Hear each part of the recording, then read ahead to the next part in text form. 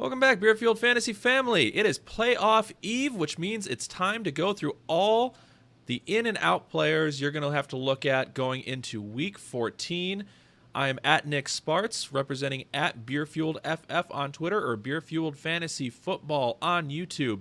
Behind me, you've got at Thury BFF and at Hop BFF with 2 P's. Covered your DFS content last night, so check that out on our YouTube channel. You can also check out our podcast, which we dropped this afternoon, that has all the games broken down with all of our rankings, all the news. You can find that on iTunes or any other major content provider that publishes podcasts. We're on there at Beerfield Fantasy Football. Let's get into all the injury news for you, though, as always. Let's first kick it off with some news. Bengals did place cornerback Pac-Man Jones on injured reserve, so he is done for the year with a groin injury. They're out of the playoffs anyway, but this is a blow to their overall defensive scheme. They're going to have some trouble the rest of the season against decent passing offenses. I don't think the Bears are much of a threat, but they face the Vikings the week after that, and I know they catch... I believe the Browns once more with Josh Gordon. So you should see a couple good matchups down the stretch for him in your fantasy playoffs here. Lions at the Buccaneers, though, kicking us off for injury news. Quarterback Matt Stafford is questionable with a hand injury. It is fully expected he's going to play, but he may be a little limited. They may tape a couple of his fingers together. Practice reports yesterday was he was throwing bombs and they looked good, so hopefully he doesn't have any trouble there. The issue, though, is obviously if he gets hit, gets stepped on, if anything else happens to it, he may get pulled out of the game if the injury is bad enough. So keep a close eye on that, but if he plays the whole game, it's a great matchup, and I really like him this week. Continuing with the Lions, running back Amir Abdullah, questionable again with the neck injury that caused him to miss last week.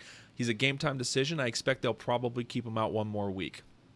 On to the Buccaneers side, offensively, they're fine in terms of players that are on their 53-man roster. They IR'd a couple people last week, so their offensive line isn't a mess.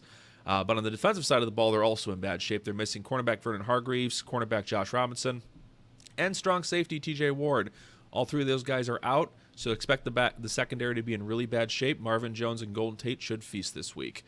Game 2, we've got Bears at the Bengals. Bears are defensive tackle Eddie Goldman, linebacker Fernell McPhee, and safety and Adrian Amos, all doubtful. So expect all 3 to miss. Their defense is not going to be at full strength. You may see Gio Bernard and the rest of the Bengals be able to take advantage of this matchup. On the Bengals side, they got running back Joe Mixon out with a concussion. He should be back for Week 15. And then on the defensive side of the ball, they're missing linebacker Vontaze Burfict, cornerback Drake Kirkpatrick, cornerback Adam Jones, and defensive tackle Geno Atkins is questionable. So possibly up to 4 major pieces of that defense missing. That should be good news for Jordan Howard as long as John Fox gives him enough touches. And I'd be remiss to say this if Hopper would probably kill me if I didn't. Fire Fox. Game 3, Colts at Bills. Wide receiver Dante Moncrief is going to miss, so Chester Rogers will be your number 2 in his place. Not a whole lot of fantasy upside there, but if you're really desperate and really are eyeing this Bills matchup for some reason, Chester Rogers would be the number 2 behind Hilton. Center Ryan Kelly is going to be missing for the Colts again with a concussion. This is 2 weeks in a row. We're not sure when we'll see him back, but he's been injured quite a bit this season. And then on the Bills side, Tyrod Taylor is questionable with a knee injury. The current rumor is he's going to be active, but it's going to be behind Nathan Peterman, who will start. So Nathan Peterman should be your starter. That's a massive ding to your entire passing game, even though this is a plus matchup against the Colts. By the way, we do have a shot bet on this game between Thury and Hopper. It's if Hopper's betting that Peterman will finish top 20 against the Colts, and Thury is saying that he'll finish 21 or lower. On to Game 4, Seahawks at the Jaguars. Strong safety Cam Chancellor is out again. It's expected he will miss the remainder of the season, so the defense will not be at full strength at all for the rest of this regular season or the playoffs.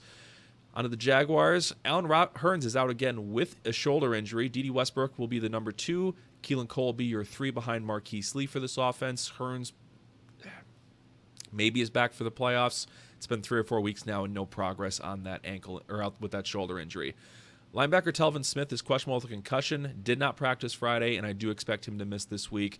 I think he started re-getting concussion symptoms Friday, and they probably can't re-clear him out of the protocol fast enough. Raiders at the Chiefs. There's quite a few minor injuries in this one, but a lot of people are just expected to go. The person we're really watching, though, is Amari Cooper. He cleared the concussion protocol, but he also injured his ankle on the same play, so he's currently still dealing with that. He's got a questionable tag. He got a limited session in Friday, which people were not expecting him to practice at all.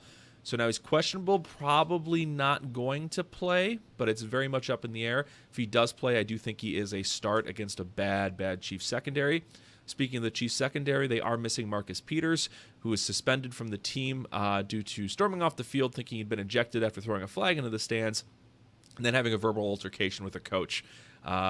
Those are big no-nos, and even though the Chiefs are fighting for their playoff lives, Marcus Peters needed a stern talking to and a sit down to get his head straight. On to Vikings at the Panthers. Offensive tackle Mike Remmers for the Vikings will miss again after he injured his back last week during practice. I think the fourth game in a row he missed because he missed 2 for a concussion before that. So he's missed 4 games. Rashard Hill's been in his place, and he's been playing fine. So the offense for the Vikings should be basically 100%. Onto the Panthers side, Devin Funchess is questionable with a shoulder injury, but it's expected he'll be fine. He will get shadowed by Rhodes, though, so this is not an ideal matchup for him. Expect his production to be limited. Tight end Greg Olsen is questionable with a foot injury as well. He should be 100%, and as far as we've been told, no limitations for him this week, but this is also a very tough matchup for tight ends against the Vikings defense. Packers at the Browns. Packers are missing multiple defensive pieces, the biggest one being Devon House is doubtful. He was the last healthy cornerback they had that was any good, so with him out, the back end of this defense is going to be in really bad shape. They also have a bunch of guys in their front 7 who are questionable. So if the injury report comes out for inactives tomorrow and a few of those guys aren't going, upgrade all your Browns. This might be a chance for the Browns to actually show some offense against a really, really decimated defense. On the Browns side, cornerback Breon Body Calhoun is questionable. He's the number 2 corner on that team. He'd likely be shadowing either Nelson or Cobb. If he misses, it is a ding to the Browns' pass defense, and those guys would receive a bit of an upgrade. 49ers at the Texans. 49ers are effectively healthy. They have 1 person on the injury report, and it's expected he will go. The Texans, on the other hand, they are going to be missing Alfred Blue, so this means all touches are going to Lamar Miller. Expect 25-plus out of him this week. He is very much a top 10 play.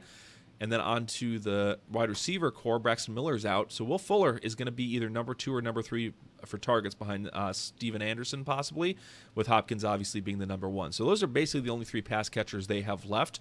This isn't a great 49ers secondary, so expect Will Fuller to possibly have a good week this week. Redskins at the Chargers. Tight end Jordan Reed is going to miss again with his hamstring injury. This is, I think, 5 or 6 weeks in a row. I don't expect him back this season, so if you're in a non-keeper format, I think he's fully droppable, and just don't even worry about it. Onto the Charger. For the Redskins offensive line, Trent Williams, Morgan Moses, and Chase Roulier are all questionable. The current rumor is they're all going to go, but if 1 or 2 of those miss, or even all 3, it's a massive ding to this offense against a very, very good Chargers front 7 and very good pass rush, so Cousins will be running for his life if any of those guys do miss. Wide receiver Mike Williams for the Chargers is likely back this week. He had a knee injury on, I believe, Thanksgiving, so he missed last week, but he should be back here and get a full he got a limited practice in Friday. We should be seeing him back on the field as the wide receiver 3 or wide receiver 4 for that offense. Jets at the Broncos. Running back Matt Forte is questionable with his lingering knee injury. Played through it last week, should be fine to go again this week. He's my favorite running back on this roster. For the Broncos, Emmanuel Sanders is a similar spot. He's got an ankle injury. He's been playing through the last couple of weeks. I do not like him, though. I think he's basically a drop at this point with 3 straight games of 20 or of less than 20 receiving yards. Titans at the Cardinals. Derek Morgan is going to miss for the Titans this week. He is one of their best pass rushers, especially now that they're missing Watt and Marcellus. So they're basically going to be down to just Clowney. That actually is going to be a slight upgrade for Blaine Gabbert in the passing game for the Cardinals. On the Cardinals side, Adrian Peterson is out with a neck injury. There's currently no timetable for return. Apparently, it does not need surgery. It just needs time to heal, but we don't know what type of time frame we're looking at, and there's currently no timetable. If there's anything better on the waiver wire, I think he is fully droppable. John Brown is also missing with a toe injury out of this one, so do expect he is fully droppable unless you're in like a 16-team ultra-deep bench league. Eagles at Rams. Zach Ertz is questionable with a concussion. The current expectation is he will clear the protocol and will play. If he doesn't go, or you're concerned about him possibly not going, I would pick up and stash Trey Burton and play him in Ertz's place if Ertz is unable to go. On the Rams side, Robert Woods actually got the questionable tag this week. He has not been ruled out. It's not expected that he'll play, but we're likely going to see him back in Week 15. So if somebody dropped him, I would go try to pick him up so you can have him for Weeks 15 and 16.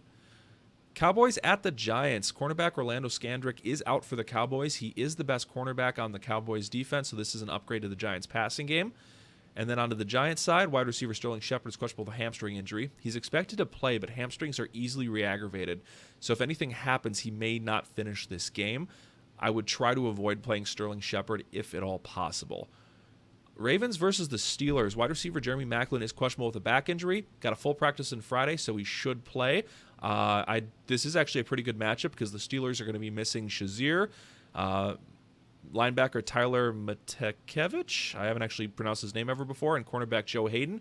All three of those guys are out, so the back secondary is going to be very weak. The linebacking core in the secondary is going to be weak for the Steelers. This actually might be a decent opportunity for Joe Flacco to attack this defense. Lastly, we have Monday night. Monday night practice reports are still coming out, so I don't have all the information here. But the big things I've got is Chris Hogan got limited sessions in all week and is expected he will make his return after missing the last month. He's a very, very good play this week. I would definitely try to get him in your starting lineups if at all possible. He should be the number 2 target behind Brandon Cooks with Gronk out for this game. And then running back Damian Williams is out again for the Dolphins. They're likely eyeing a Week 16 return, so he'll barely miss playing 15 and should be back at full strength in 16. So Kenyon Drake, you probably get 2 more weeks out of before he goes back into timeshare mode. Thank you so much for tuning in, guys. That's all I've got for injuries this week. If you have any questions, please tweet at us at BeerFueledFF on Twitter, or individually, I am at Nick Sparts with TZ at the end. You have at Thury BFF behind me, who will also answer your questions, or lastly at Hop BFF with 2 Ps. 10:30 tomorrow morning here on YouTube. We will be back to go over inactives for the noon games, talk start-sit questions you may have at us. Tweet those questions at us. I'll start a thread here shortly after uploading this, and just let us know any help you guys need for Week 1 of the playoffs. We're going to here to do our best for you guys and try to get you guys a win. Thank you so much for listening, and we'll catch you guys next time.